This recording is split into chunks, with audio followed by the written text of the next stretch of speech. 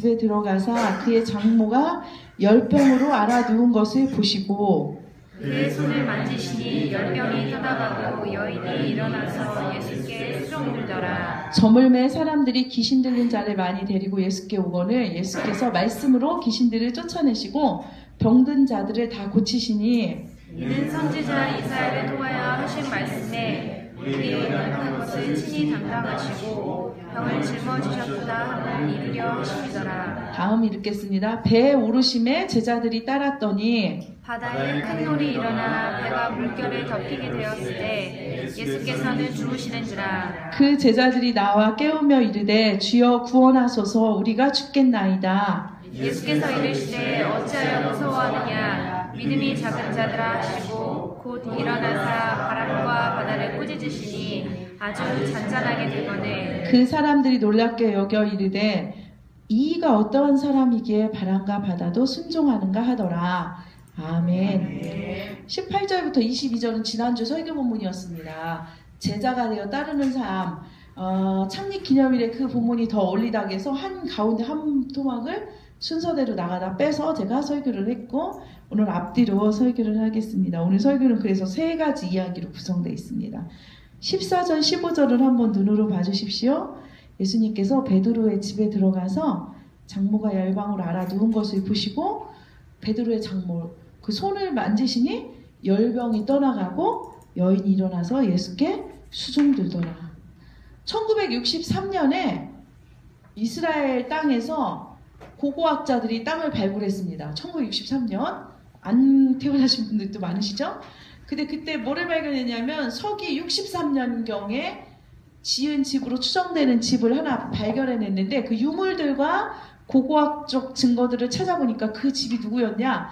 가버나움에 사는 베드로의 집이었던 것으로 거의 학자들이 결론을 내렸습니다. 더 놀라운 것은 이 집을 발굴하고 그 주변을 조금 더 탐사를 해보니까 고고학자들이 그 주변에 회당이 있었다는 거예요.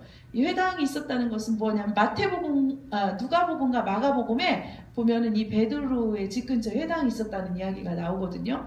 그래서 또 한 번 사실이었구나 이렇게 결론을 내리는 큰 사건이 있었습니다. 그런데 이 베드로 집을 이렇게 발굴해 보니까 아마 그 당시 풍습에 따라 그의 동생 안드레도 베드로의 동생이 안드레잖아요. 안드레도 같이 살았을 것이고 그 장모와 여자도 이렇게 부인 이렇게 같이 사는 풍습이 그 당시 있었나 봐요. 부인과 장모도 같이 살았던 것으로 추정된다. 이렇게 학자들이 얘기했습니다. 로마 카톨릭은 교황이 있지요. 일대 교황이 누군지 아세요? 베드로죠. 일대 교황으로 삼고 독신을 주장하는데 로마 카톨릭 독신이 틀렸다는 이야기가 로마 카톨릭 학자들 사이에서 나옵니다. 왜냐하면 성경은 독신을 명한 적이 없다. 왜냐하면 여기서도 보면은 베드로가 그래서 지금은 사실 로마 카톨릭 안에서 학자들이 신학적으로 이것들을 반대하는 게 많아요. 독신에. 베드로가 결혼했다 이런 이야기가 여기 분명히 나오고 있고 바울서신에도 나오고 있습니다.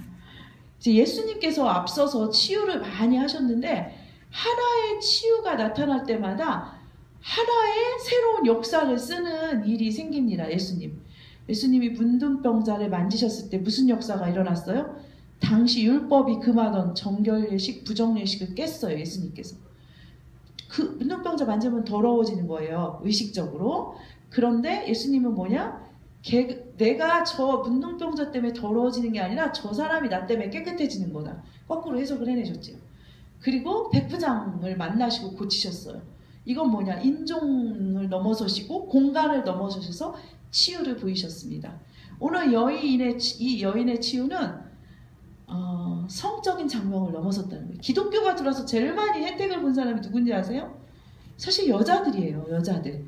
그래서 성적인 장벽을 무너뜨리셨다는 거예요. 이게 뭐 우리가 오늘날 우리 눈으로 보면은 뭐 이 사람 고치고 저 사람 고치고 여자 고치고 뭐가 쏘아 이러잖아요. 근데 이게 그 당시로 보면은 이게 놀라운 거예요. 남자들을 만났던 거와 똑같은 모습으로 여자도 아무렇지 않게 똑같이 우리는 이게 개념이 없잖아요. 지금 이 관점에서 봤을 때. 근데 이러면 안 되는 거예요. 여자를 이런 식으로 쉽게 만나면 안 되고 똑같이 이렇게 남자들을 고쳤던 방법으로 굉장히 어떤 문화적인 코드를 넘어서는 복음이 안 들었으면 지금 여러분과 저는 예, 지금 아직도 이슬람 쪽에 그런 것들을 많이 보지요. 저희가 그런 것뿐만 아니라 한국도 그랬고, 여자들을 굉장히 세계 그 역사에 여자들을 세우는데 가장 큰 공헌을 한 거는 기독교인이 아니더라도 기독교를 들고 있습니다. 서구권에서부터 복음이 먼저 시작됐기 때문에 서구권 여권신장은 복음을 없이 말할 수가 없지요. 그래서 아마 이 베드로 장모가 알았던 질병은 장티푸스나 말라리아 정도로 이야기하는 사람이 많습니다. 16절 17절 한번 보겠습니다. 16절 17절 저물매 사람들이 귀신 들린 자들을 많이 데리고 왔고, 예수님이 쫓아내시고 병든 것을 고치셨어요. 17절 한번 읽겠습니다. 다 같이 17절 시작.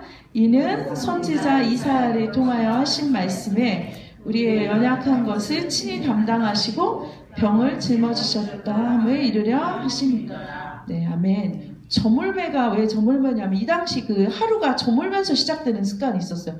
안식일도 저녁부터 그 다음날 저녁까지 이렇게 되잖아요.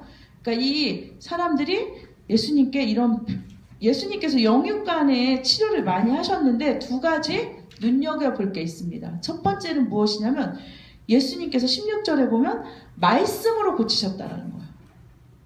말씀으로. 이 말씀이 기독교에서 오늘 말씀에 대해서 말씀이 기독교는 말씀의 종교입니다. 왜냐하면 하나님이 천조를 창조하셨을 때 어떻게 창조하셨죠? 말씀으로. 예수님께서 어떻게 말씀이라고 했어요? 하나님의 말씀, 로고스. 말씀이 육신이 되어서 이 땅에 오신 게 예수님이세요. 예수님이 사역을 무엇으로 하셨다고요? 말씀으로. 하나님이 우리를 말씀으로 창조하셨습니다. 우리는 누구를 닮았지요? 하나님. 그럼 우리는 말에 능력이 있을까요? 없을까요? 있어요. 믿지 않는 사람 말에도 능력이 있을까요? 없을까요? 심지어 있어요. 옛날에 말이 씨가 된단 말이 좀 여기서 나온 것 같아요. 그렇죠? 그래서 그 사람의 말을 보면은 그 사람의 삶이 보여요. 이 말 속에서 계속 쓴물이 나오는 것들은 이게 갈아엎어져야 된다는 것이죠. 말에 능력이 있다는데 우리가 옛날에 보면 부모님들이 막 옛날 그 시골에서 보면은 그런 아주 험한 말들로 자녀들을 막 그렇죠. 몰라서 사랑하는 마음이 없어서가 아니라 이 말에 능력이 있으면 그래서 자녀들 가지고 주변 사람 날마다 말로 축복을 하셔야 돼요. 우리 말에 능력이 있습니다. 예. 그래서 하나님께서 또 17절에 보면은 뭐냐? 왜 이 사역을 했냐? 구약 성경에 예언된 약속이 이루어지도록 그 말씀. 본인에 와서 이런 일을 할 것이라는 말씀이 이루어지도록 말씀을 잡고 사역하셨다는 것이죠. 하나님 섬기는 것은 능력으로 하는 게 아닙니다. 단순히 능력이 있다고 막 하는 게 아니에요. 그러면 예수님처럼 능력 있는 분이 어디 계세요? 근데 예수님 막 하지 않으셨어요. 예수님 정확히 뭐가 있었냐면 말씀에 따라서 하나님 약속한 말씀 범위 내에서 자신의 힘을 통제하시면서 사역을 하셨습니다. 순종이죠. 순종. 그래서 말씀에 대한 순종이 사역자의 첫 번째 가치이자 마지막 가치입니다. 그래서 가장 능력 있는 사역자는 제가 늘 말하죠. 좋은 차일수록 브레이크가 좋고 명검일수록 칼집이 좋다. 그래서 스톱하는 능력, 이렇게 막 하다 딱 스톱할 수 있는 능력, 이 순종의 능력이 있는 사람이 정말로 위대한 사역자라는 것을 알 수가 있습니다. 이게 성숙의 표징입니다.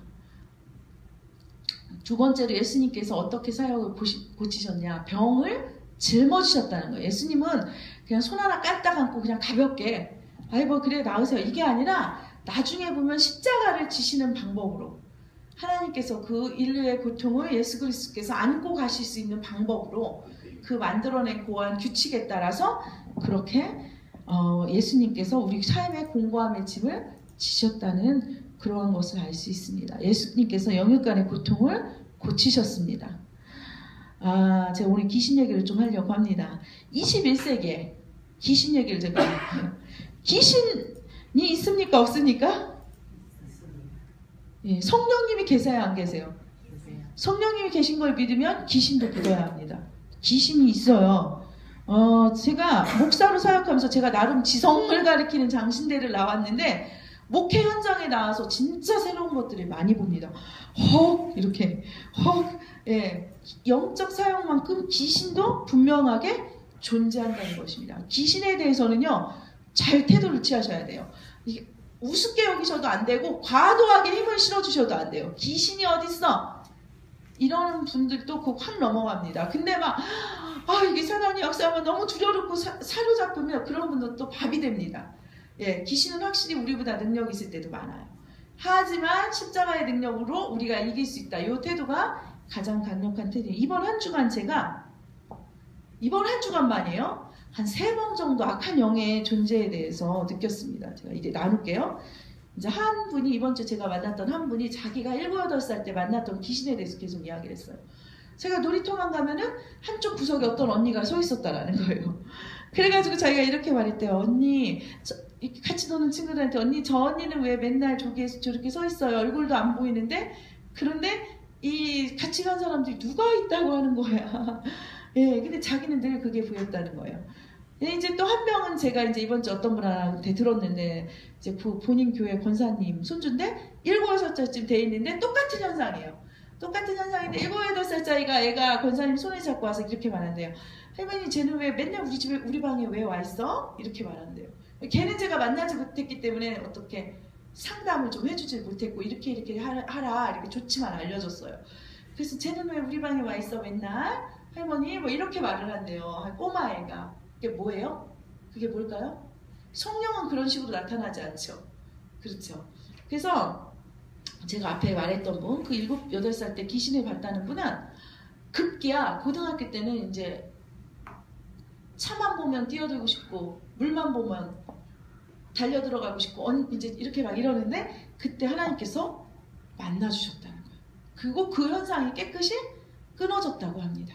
끊어지고, 이번 주에 제가 상담 들었던 7, 8살짜리 아이를 한번 만날 기회가 되면 제가 만날 텐데 그런 일이 있었습니다. 그리고 또 한 분, 제가 또 한 분 남자분을 만났는데, 한 주일날, 뭐 그 주일날, 월요일날, 수요일날 계속 있었던 일인데 한 2시간 정도 긴 이야기를 하는데 너무나 그 혼미한 것들에 사로잡혀 있어서 제정신이 아닌 거예요. 제가 말씀을 선포하면 막 이렇게 두려워하고 눈도 잘 못 마주치다. 또 막 이런 것들, 계속 이런 일들이 반복이 되는 것을 봤습니다. 이 세 사람의 공동점이 무엇일까요? 제가 연구를 해봤어요. 이 세 사람, 지금 제가 말한 어렸을 때 그 봤다는 분과 지금 현재 보고 있는 이 꼬마와 이 형제, 이 세 사람의 공통점이 있었어요. 이 세 사람의 공통점은 뭐냐면 너무나 큰 어린 시절 고통과 상처, 그리고 어떤 죄에 노출이 돼 있었다라는 것이죠. 그래서 아프고 상한 정신과 마음을 가지고 사단이 계속 정죄하고 물고 늘어진다는 것이에요. 그러면 이런 사람만 그러느냐? 아니에요. 여기 계신 분들 중에서 아마 제가 조금 몇 분 얘기를 하면은 요 경험들이 다 있을 거예요. 저도 있어요. 어떤 영적으로 성장하려고 할 때나 이럴 때, 영적으로 변화가 이려고 했을 때 사단이 실제적으로 나타나요. 저도 10대 때 이런 경험이 있었어요. 몇 번. 그래가지고 요것들을 방해하기도 합니다. 두려움에 사로잡히기도 하고. 근데 이렇게 귀신을 본다 그러면은 한국에서는 어떤 조치를 취해요? 어떻게 말하죠, 보통? 신이 내렸다. 그쵸? 그래가지고 얘는 이 무당 안 하면 이거 아프고 막 이렇게, 그러니까 거기서부터 사로잡혀 가는 거죠. 그건 뭐냐? 얼마든지 치료될 수 있는 건데 이 마음을 내주는 거예요. 그렇죠. 그래서 무속의 길로 간 사람들 많습니다. 근데 이걸 아셔야 돼요. 뭐 무속 신앙, 진짜 그 신이 내렸다 귀신 들린 사람들 만나보면요, BMW 벤츠 타는 사람 많아요. 용하니까. 귀신이 초자연적인 지식이 있잖아요. 그러니까 점치는 귀신이 들리면 그렇게 사는 사람이 많아요. 그런데요, 진짜 신기한 게 한 명도 행복한 사람이 없어요. 이 점치고 돈 많이 버는데, 그리고 그 자녀들 중에 행복한 사람이 없어요. 되게 신기해요. 이건 정말이에요. 한번 다 만나보세요. 없어요. 잘 풀린 사람들이 없어요. 그렇죠. 근데 제가 아는 목사님은 부모님이 점치셨어요. 계속. 근데 아주 행복해요. 이분은. 왜 행복할까요? 끊어내고 예수님 만났으니까 행복하죠. 굉장히 행복하게 목회 능력 있게 잘하고 계세요. 그런 그 배경이 있다. 우리 집안에 걱정하지 마세요. 행복해질 수 있습니다. 제가 목회자 자녀들 만나보면, 목회자 선교사 자녀들 만나보면 고등학교, 대학교 별로 좋은 데도 안 나오고 찌질해요, 사실. 근데 나중에 보면 잘 풀어졌어요. 왜 그럴까요? 확실히 하나님 주시는 복이 있어요. 열이면 열, 거의 다 그래요. 안 믿으실지 모르는데 나중에 확인을 한번 해보십시오. 목회자 자녀인데 다 그렇게 행복하냐? 망한 사람 많아요. 왜 망했을까요? 예, 하나님 버리고 떠난 사람들. 자기 부모님 그렇게 고생하는 거 보고 난 이거 싫어. 그리고 하나님 자체를 밀어낸 사람들. 예. 그러니까 이 결론이 이렇게 다룹니다. 이 귀신이라는 것이 이번 주에 그 성경 공부할 때 윤희자매가 여기 뒤에 있는데 남윤자매가 가끔 그 얘기를 해줬어요. 밤에 막 이렇게 악몽 같은 거에 시달리고 처음에 작년 예수님 만나는 그 시즌에 근데 왜 그러냐면 그럴 때 그런 현상이 많이 나타나. 영적인 주소가 달릴 때. 그런데 이 귀신을 내쫓는 거는 막 능력 있는 사람이 내쫓을까요? 그렇지 않아요. 자매가 분명히 나눠졌어요. 그 순간에 기도하라고 해서 기도했더니 그게 깨끗이 떠나면서 싹 정리가 됐다. 그러니까 귀신을 내쫓기 위해서 되게 능력이 필요가 없어요. 왜냐하면 우리의 기로 내쫓는 게 아니에요. 이 무속신앙 잘못 알려진 거에 의하면 기로 내쫓는다. 그래서 기가 센 사람들은 막 내쫓고 막 기가 약한 사람들은 밥이 된다는데 기 필요 없다니까요. 그냥 말씀을 가지고 오는 거예요. 아니 저기 무기가 있는데 왜 이렇게 내 힘으로 싸우려고 그래요. 예수 그리스도의 보혈의 능력을 의지해서 내쫓습니다. 이렇게 떠나가라 이렇게 선포하면 그냥 그 자리에서 떠나가요. 기싸움할 필요가 없습니다. 그냥 약속으로 이기는 것입니다. 그래서 예, 이런 귀신들 이런 것들이 있습니다. 그런데 우리가 하나님의 자녀라서 사단이 우리를 함부로 할 수는 없는데 아직 사단의 영향력에서 우리가 완전히 자유롭지 않기 때문에 사단이 역사합니다. 근데 이걸 기억하셔야 돼요. 사단이 하나님의 자녀를 함부로 대하지 못합니다. 그런데 사단이 역사하는 근거가 있어요. 제가 늘 말하죠. 외우셔야 돼요. 우리 성도님 벌써 외우셨을 거예요. 뭐라고요? 죄와 상처. 죄와 상처가 있으면 사단이 힘을 얻어요. 그래서 우리 속에 막연히 이거는 내가 감추고 있지만 뭔가 아닌 것 같아. 이렇게 알면서도 대면을 안 하는 죄가 있어요. 우리가. 알아요. 본인도. 알면서 그걸 하나님께 고백하지 않아요. 그게 사단의 먹이가 될 때가 많습니다. 감춰둔 죄가 있다면 고백하셔야 됩니다. 하나님 앞에 분명하게 고백하셔야 돼요. 그거를 피하지 마십시오. 그리고 또 죄를 짓더라도 고백하시면 됩니다. 또 죄를 짓 땐 짓더라도 고백을 하셔야 됩니다. 또 하나 계속 끊임없이 올라오는 그 분노하는 마음과 어린 시절의 상처들 이런 것들을 그 십자가 앞으로 쓴머리 이렇게 한 번에 안 되잖아요. 울컥울컥 올라올 때마다 계속 또 가져가고 또 가져가고 언제까지 해야 됩니까 그게? 아이고 나는 왜 이렇게 맨날 기도만 하고 여전히 미워합니까? 괜찮습니다. 아직 안 돼서 그래. 용서는 한 번에 하는 게 아니에요. 70번씩 7번 용서라는 거는 나에게도 적응이 됩니다. 또 미우면 또 하시면 됩니다. 했는데 또 안 돼. 또 하시면 됩니다. 평생 당한 게 어떻게 한 번에 용서가 됩니까? 그러시죠? 평생 당한 게 어떻게 한 번에 용서가 돼요? 계속 하시면 됩니다. 예수님께서 말씀으로 이 귀신들을 제압하셨습니다. 그런데 하나님께서는 이 말씀의 능력을 우리에게 주셨다고 하셨어요. 그런데 이미 만들 때 말씀으로 우리를 만들었고 우리 아버지가 말씀의 능력이 있다니까요. 우리가 누구를 닮았겠어요? 그렇죠? 아버지신 하나님이 말씀의 능력이 있는데 당연히 닮죠. 부모 닮지 누구를 닮겠어요.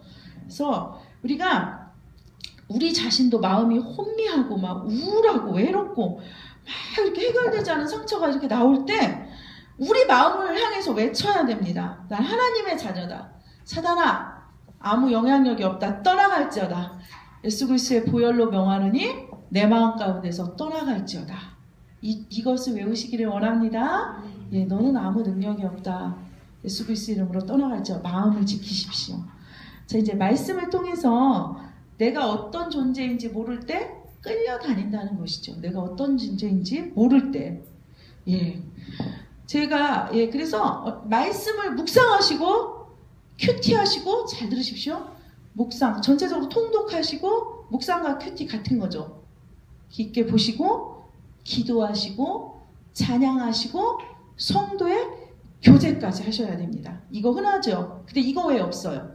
가장 강력한 능력입니다. 자, 이 중에서 내가 무엇이 부족한가를 빨리 찾으셔야 됩니다. 말씀에 대한 지식이 부족한지, 기도가 부족한지, 찬양이 부족한지, 성도와 함께 있는 게 부족한지. 성도와 함께 있는 게 왜 중요한지 아세요? 제가 교회 시작하면서 꿈을 꿨는데 꿈속에서 저는 이 꿈이 하나님이 저에게 주신 꿈이라고 믿어요. 벌거벗은 저쪽에 무슨 무리가 있는 거예요. 그래서 가까이 가봤더니 벌거벗은 사람들이 우르르르 몰려다니고 있는 거예요. 그런데 짐승 같은 것들이 와가지고 이 무리 중에 들지 않고 앞에와 뒤에 혼자 노는 것들을 잡아서 찢어서 죽이는 꿈을 꿨어요. 꿈속에서 누군가 저에게 그때 두 가지의 무기를 줬어요. 총을 주고 지갑을 열었더니 예수님의 사진이 나오는 거예요. 제가 그 지갑에서 예수님의 사진을 빼는 순간 사진이 이만하게 커졌어요. 그래서 제가 그 벌거벗은 사람들에게 그 예수님의 모습을 보여주고 총으로 그 짐승들 물리치는 꿈을 꿨는데 제가 그 꿈을 깨고 이런 생각이 들었어요. 이 벌거벗었다는 것은 말씀이 없어서 보호받지 못한다는 것과 무리 안에 들지 못하는 것들, 어떤 영적인 공동체에 들지 못할 때 사단에게 공격의 대상이 된다는 거예요. 그래서 이거 우습게 여기시면 안 돼요. 그래서 제가 맨날 그러죠. 유명한 교회 목사님 설교 백날 듣는 거 살이 안 될 때가 많아요. 인생에 가끔 몇 달 그럴 때가 있어요. 저도 그랬던 적 있으니까 괜찮습니다. 그런데 그게 아니라 어떤 진짜 좋은 설교 쇼핑하는 거 그거 몇 년 들어도 살이 안 될 때 많습니다. 필요할 때 하나님이 그런 거로 살려주시는 정도까지 하지만 반드시 소속이 있으셔야 된다는 거예요. 군대에서도 소속이 없는 건 이탈병입니다. 이탈병 취급돼요. 그래서 이때 이 공동체가 우리를 보호해 준다는 거예요. 제가 좋아하는 말 있죠? 아무리 작아도 교회가 우리를 보호해 주지 우리가 교회를 보호하지 않습니다. 저 목사도 마찬가지예요. 이것을 기억하셔야 돼요. 말씀, 묵상, 통도, 찬양, 기도, 성도의 교제. 약한 거 빨리 하나 찍으십시오. 분명히 있을 거예요. 난 무엇이 약한가? 이것을 보완하시기를 바랍니다. 그래서 이것을 말마다 채워갈 때 말씀과 기도의 능력이 없는 그리스도인은 어떻게 하면 좋습니까? 현재 내 삶에서 이게 능력이 있어야 됩니다. 아니 신앙 시작하시지 얼마 안 된 분들이 일요일날 교회 한번 나오는 것도 영적 전쟁이에요. 아니 그런데요. 예수님 이름을 부른 지 이렇게 오래된 분들이 이러시면 안 됩니다. 코미디언 얘기죠. 여기서 이러시면 안 됩니다. 진짜. 아니 예수 이름 부른 지 10년이 넘어서는데 이 능력이 없으면 어떻게 됩니까? 무슨 능력 있으세요? 능력 있으셔야 됩니다. 능력 있는 그리스도인. 능력 있는 그리스도인이 되셔야 됩니다. 우리 교회 어떻게 해요? 능력 있는 그리스도인. 구원받은 그리스도인 아닙니다. 구원이요? 너도 받고 나도 받았어요. 구원이 소중하지 않다는 게 아니라 능력 있는 그리스도인. 자, 옆에 분과 한번 말씀해 보세요. 말씀의 능력, 기도의 능력이 있으십니까? 한번 물어봐 주세요. 말씀의 능력, 기도의 능력이 있으십니까? 자, 이제 대답해 하세요. 웃는 거 쉬우셨죠? 능력이 있느냐? 능력이 있으셔야 됩니다. 그래서 우리가 누군가를 향해 성경 말씀을 나눌 때 그 사람이 살아나야 돼요. 너 왜 이래? 하나님이 너도 하나님의 자녀야. 너 그러면 안 돼. 이게 반드시 확신이 있을 때 이게 말이 확실히 꽂히게 나가요. 그렇죠? 그래가지고 우리가 예수 그리스도의 충만함을 입으면 그냥 십자가가 너의 상처를 치유하고 그 다음에 내 죄를 용서하셔. 이 말만 딱 해도요 상대 어둠이 확 드러나요. 제가 이번 주에 그런 경험 되게 많이 했어요. 막 행설수설하는데 제가 형제님 죄는 용서받아야 돼요. 하나님께서 용서하실 것이고 분명 용서하신다고 말씀하셨어요 하는데 이 형제가 정신이 확 돌아오는 게 느껴지는 거예요. 정신이 확 돌아오는 게 느껴지고 제가 이번 주에 그런 경험 많이 했어요. 지난주에 그 병원에 가가지고 목소리가 안 나오고 있는 거예요. 그 위암 사기 제가 병문안 갔다겠죠. 가가지고 자매님이 지금 위암 사기고 항암도 포기했는데 어떻게 될지 모르겠어요. 근데 확실한 거 하나만 내가 알려줄게요. 어떻게 되든 하나님이 너와 함께 있을 것이다. 근데 갑자기 목소리가 확 나왔어요. 주변 사람들이 다 놀랐어요. 목소리가 나오고 찬양을 하기 시작했어요.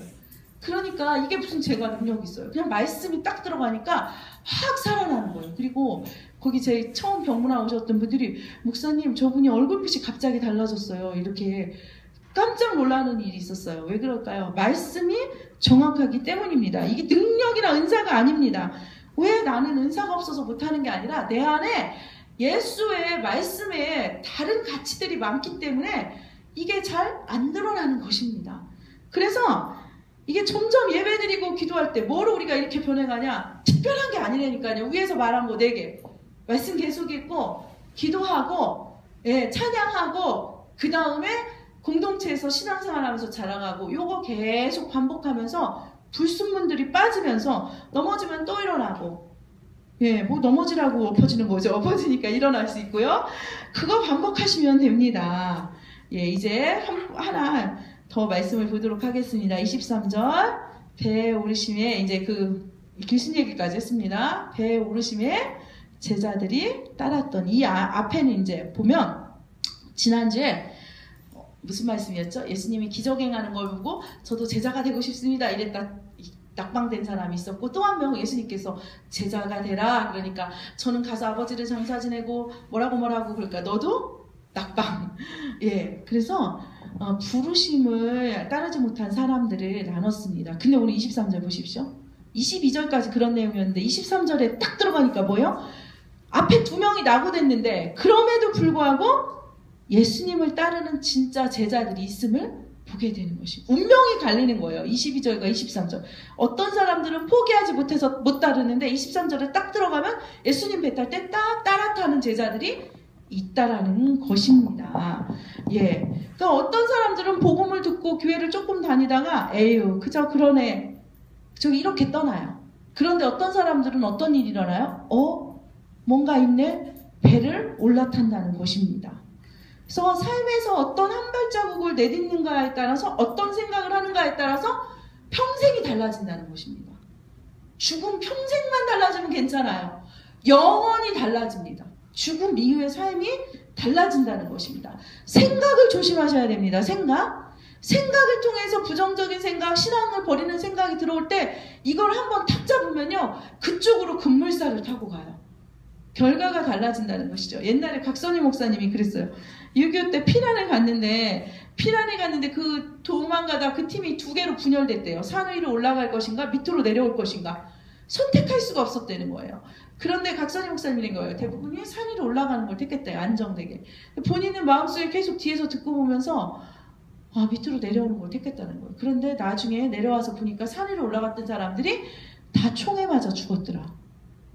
자기가 그러는 거예요. 왜 살려주셨는지 알 수 없지만 자기가 이걸 알았대. 순간의 선택이 평생을 나눌 수도 있구나. 이걸 알았다는 기억이 납니다. 생각을 조심하십시오. 신앙에 대해서 사단이 회의적인 생각을 주고 또 어떤 이런 생활에 대해서 이것들이 이렇게 오락가락하는 생각을 줄 때 슬그머니 이렇게 내려가면 거기서부터 정반대의 방향으로 톨게이트 빠져나올 때 그러죠. 잠깐 차이가 났는데 부산으로 가고 서울로 갑니다. 순간의 생각에 사로잡혀서 평안한 삶, 그냥 익숙한 삶을 선택하면서 서서히 하나님을 버리는 사람을 수없이 많이 봤습니다. 그냥 육체 남아서 어영부영 예수 곁에 왔다 갔다도 했는데 결국 진짜 배는 타보지도 못하는 제자가 되지도 못한다는 것입니다. 호랑이는 토끼 하나 잡는데도 전력을 기울인다고 합니다. 하물며 하나님이신 예수님을 믿기로 해서 믿으면서 어찌 내 가치관 하나 안 바꾸고 왕이신 하나님을 따라가려고 하겠습니까? 가치관 바꾸는 거 피곤해요. 예배 나오려면 삶에 이거 바꾸는 거 피곤해요. 요거 한두 개 미끄러지기 시작하면은 우리에게 복음은 없습니다. 아니 비행기 타시려고 하면 그 흔한 비행기 하나 타려고 해도 어떻게 해요? 그 비행기 스케줄에 다 맞추지 않습니까? 누가 비행기 시간을 원망해요? 새벽부터 나가서 공항 오라면 다 오고 그런 건 그렇게 말을 잘 들으시잖아요. 하물며 만왕의 왕이신 하나님께서 네가 틀렸다 고쳐야 돼 이렇게 할 때 네 이렇게 나오셔야 우리가 이 손해를 안 봅니다. 조금 불편하고 조금 손해볼 때마다 신앙을 휙휙 버린다면 이 감정이 조금 상할 때마다 신앙을 버리고 떠난다면 훗날 하나님 앞에 설 때 피눈물을 흘릴 수 있습니다. 피눈물의 후회로 돌아올 것입니다. 하나님을 선택하는 것 순간 불편하고 힘들지만 타협하시면 안 되는 줄로 믿습니다. 24절 함께 읽겠습니다. 시작. 바다에 큰 놀이 일어나 배가 물결에 덮이게 되었을 때 예수님께서 주무시는 중. 예수님께서 타시고 제자들이 탔다고 파도가 안 치고 그렇죠? 그렇습니까? 예. 마가복음에서는 배가 물이 가득했다 이 장면을 이렇게 표현하고 이 마태복음의 큰 놀이라는 것은 마치 지진을 동반한 것처럼 바다가 밑바닥으로부터 흘리는 것 같더라. 원어적으로 찾아보니까 이런 의미가 있습니다. 게네사렛 호수, 디베랴 바다, 갈릴리 호수 이 세 개가 같은 말이에요. 아셨어요? 게네사렛 호수도 나오고 어떤 데는 디베랴로 나오고 어떤 데는 갈릴리로 나오죠. 다른 명칭입니다. 같은 곳입니다. 이 호수는 주변에 이스라엘 갔다 온 사람들이 그러는데 이 호수 주변에 산이 높대요. 이 호수는 해수면이 낮아요. 그러니까 호수의 기온이 높아지면은 이 위에서 내려오는 찬 공기하고 부딪히면서 폭풍이 2m 이상까지 올라갈 때가 있다고 합니다. 그러니까 좁은 호수인데도 그것을 말합니다. 그런데 이 심한 호수가 예수님 탄 배에 생긴 곳입니다. 이번 주에 만난 한 형제가 제가 이렇게 말했습니다. 만나자마자, 자, 목사님이 제 질문에 대답하면 제가 예수를 믿겠습니다. 자, 제가 질문하겠습니다. 하나님이 계시면 왜 아프리카 아이는 아직도 굶어 죽고 있습니까? 이거를 대답해 보세요. 이렇게 말했어요. 두 번째, 왜 나쁜 사람들은 벌을 안 주고 착한 사람은 벌을 받습니까? 이것을 대답해 보시지요. 이러면서 팔짱을 탁 끼고 저를 노려보면서 저한테 이번 주에 그렇게 말했습니다. 그래서 제가 이렇게 질문을 했습니다. 형제님은 하나님이 이 땅을 어떻게 했으면 좋겠어요? 제가 형제님, 그 형제의 질문을 한 줄로 요약하면 이것이지요. 내가 이렇게 말했어요. 왜 이 땅이 천국이 아닌가를 묻는 것이지요. 그쵸? 이 땅에 아이들이 안 죽고 나쁜 사람들은 다 정당한 벌을 받고 왜 천국이 아니라를 묻고 있는 거란 아닙니까? 이렇게 말했어요. 그러니까 제가 생각하더니 그런 것 같대요. 그래서 제가 이렇게 말했습니다. 그대 생각은 아프고 억울한 게 하나라도 있으면 하나님이 없는 것 같지요. 근데 하나님이 불의해서가 아니라 인간의 죄악이 세상을 이렇게 만들었습니다. 자유롭게 만드신 인간의 생각이. 그런데 이걸 기억하셔야 돼요. 이걸 기억하셔야 돼요. 하나님은 영원히 이대로 갈 생각이 없다는 걸 아셔야 돼요. 더 중요한 게 무엇이냐? 지금 이런 게 아니라 하나님은 이 판을 영원히 끌고 갈 생각이 없다는 걸 형제가 놓치고 있다. 제가 이렇게 말했습니다. 잠깐 후면은 이 세상이 지나간다고 목이 터져라고 성경이 외치고 있습니다. 그리고 더 다가올 영혼을 준비하라고 말하고 있습니다. 그리고 그럼에도 불구하고 이 땅의 삶이 버려진 삶이 아닌 것을 말씀해 주시기 위해서 예수 그리스도를 보내주셨다. 불완전하지만 예수 그리스도를 통해서 천국을 미리 맛보는 것이고 그 예수 그리스도를 통해서 우리가 제 용서를 받는 것이다. 그리고 악한 사람이 왜 벌을 안 받냐? 악한 사람 죄 지을 때마다 번개 때렸으면 제일 먼저 죽을 사람이 너다. 이렇게 말했어요. 네가 용서받으면 죄를 네가 너다. 제가 이렇게 말했어요. 근데 그 말에 굉장히 은혜를 받더라고요. 그래서 제가 좀 생각을 해보겠다. 이렇게 말을 하던데 예수님을 통해서 미리 이 풍파하는 세상에 이것들을 해결하는 방법을 하나님께서 예수에 붙잡고 이기는 방법을 하나님께서 우리를 그냥 고아와 같이 버려두시지 않으시고 풍파가 있으나 동행하는 삶을 알려주시는 것입니다. 우리 삶의 고민이 뭡니까? 왜 예수님과 동행하는 나에게 이 일이 일어나는가? 왜 예수님이 내 배에 탔다고 했는데 나는 아직도 이런가? 이때 우리는 이렇게 생각합니다. 혹시 이 배에 내 인생의 배에 예수님이 없는 게 아닐까? 이렇게 질문을 합니다. 이유를 할 때도 있고 모를 때도 있습니다. 25절 한번 읽겠습니다. 시작. 그 제자들이 나와 깨우며 이르되 주여 구원하소서 우리가 죽겠나이다. 배가 뒤집히기 직전인데 예수님이 주무시고 계세요. 이게 더 멘붕 아닙니까? 우리 삶에서 죽으려고 하는데 예수님이 까딱을 안 하세요. 40일 기도 한번 깔아주고 금식 기도도 하고 다니엘 20일의 기도 온갖 걸 다 만들어서 하고 여기까지 안 가면 제일 마지막에 나오는 게 뭔지 아세요? 엄청 큰 헌금으로 거래를 합니다. 주님 마지막 쇼부를 헌금으로 치겠습니다. 이 정도 헌금 드리면 나타나서 응답해 주시리라 믿습니다. 근데 고난의 시간에 가장 깊이 배우는 게 있습니다. 예수님 나타나는 그 출현 시간은 내가 정하는 게 아니구나.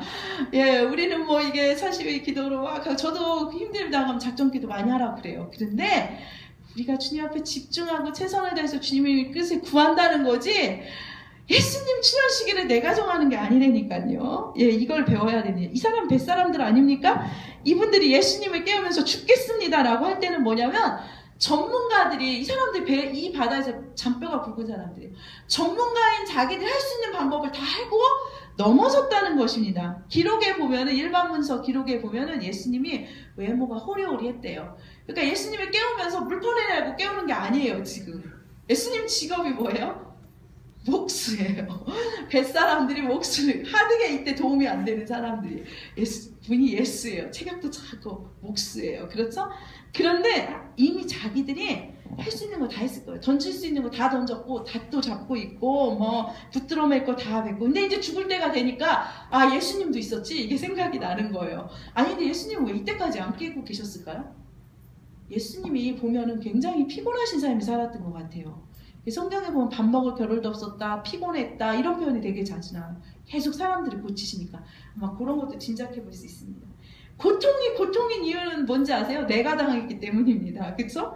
내가 마지막 가진 카드를 다 뺐는데 반전이 안 일어났대. 그렇죠? 요거 하나 던져보고 그냥 요거까지는 주님께서 해주시기. 마지막 카드까지 다 나왔는데 반전이 안 일어나요. 믿는 자들의 고통이 마지막이 아닌 이유는 고통 가운데 허둥대느라고 보지 못했던 진짜 마지막 카드가 남아있다는 것이요. 그게 무엇일까요? 예수님이세요. 예수님. 예. 그래서 밧줄 잡고 밧줄 챙기느라고 예수님을 놓쳤던 것입니다. 예. 예수님 카드까지 다 써보고 아니면 아닌 거예요. 무슨 말인지 아시겠죠? 그러나 그때도 망하지는 않습니다. 우리의 삶과 다른 방향으로 펼쳐질 뿐이지 망하고 죽지는 않습니다. 26절 한번 다 같이 읽도록 하겠습니다. 26절 시작. 예수께서 이르시되 어찌하여 무서워하느냐 믿음이 작은 자들아 하시고 곧 일어나서 바람과 변을 꾸짖으시니 아주 전전하게. 아니 이 상황에서 무서워하는 것과 무서워하지 않는 것 어떤 게 정상입니까? 무서워하는 게 정상 아닌가요? 죽게 생겼는데 무서워하는 게 정상이잖아요. 그런데 뭘 이거 가지고 예수님이 예민하게 이렇게 그러실까요? 근데 잘 생각해보면 무서워하면 안 됩니다. 왜냐면 이 사람들이 파도가 무서워서 죽겠다는 것은 어디에서부터 나와요? 과거 경험. 어떤 때는 알면 더 무섭잖아요. 전쟁을 경험해본 사람은 전쟁이 더 무섭다고 그래요. 가난을 경험해본 사람은 가난이 더 무섭다고 말을 합니다. 그런데 이 배 사람들은 이 배가 지금 보기도 싫고 한 15명 정도 탈 만한 크기의 일반적인 배래요. 15명. 탑승 정도. 이 배가 가랑비처럼 당시로는 큰 배죠. 작은 배는 아니죠. 흔들리는 것입니다. 그런데 이 사람들이 과거에서는 그렇게 두려움을 잘 배웠는데 이 사람들이 누구냐는 거예요. 그냥 뱃사람이 아니라 생업까지 포기하고 예수를 따랐던 사람들이라는 거예요. 예수 따라다니면서 뭘 보고 배웠냐? 이걸 묻는 거예요. 예수님께서. 예수님이 하나님이신 것을 이미 앞에서 학습을 했다라는 거죠. 그쵸? 저희 마태복음 1장부터 한번 7장 무슨 일이 있었는지 한번 기억해 보세요. 죽은 자도 살리시고 병도 고치시고 귀신도 고치시고 눈만 뜨면 봤다는 것이에요. 그런데 기적을 보고 듣고 만졌는데 반복하고 반복해도 새겨지지 않는 게 뭐예요? 파도 한 방에 그 엄청난 믿음의 경험들이 다 날아갔다는 것입니다. 계속 반복해도 새겨지는 건 언제 새겨지느냐? 고난을 당해야. 옆에서 와 이럴 때는 진짜 안 새겨요. 내가 죽게 돼서 살아나야 그게 비로소 내게 되는 것 같아요. 이게 바로 하나님께서 우리 앞에 고난을 두신 이유 같습니다. 그래서 너희들이 보고 들은 것을 믿음으로 증명하라는 요구예요. 예수님께서. 믿음의 사람이 누구입니까? 과거에서 미래를 유추해내는 사람이에요. 아, 내가 과거에 돈 없어서 죽을 뻔했지. 근데 안 죽었네. 그때 그 사람 때문에 죽을 뻔했지. 안 죽고 여기에 있네. 그때 정말 내가 망하는 줄 알았는데. 그쵸? 아이고 그때 죽을 뻔했었는데 죽을 고비 몇 번 넘겼는데 살아났는데 그러면 미래도 괜찮을 거야. 이게 믿음 아니겠습니까? 믿음은 적용이요 해석입니다.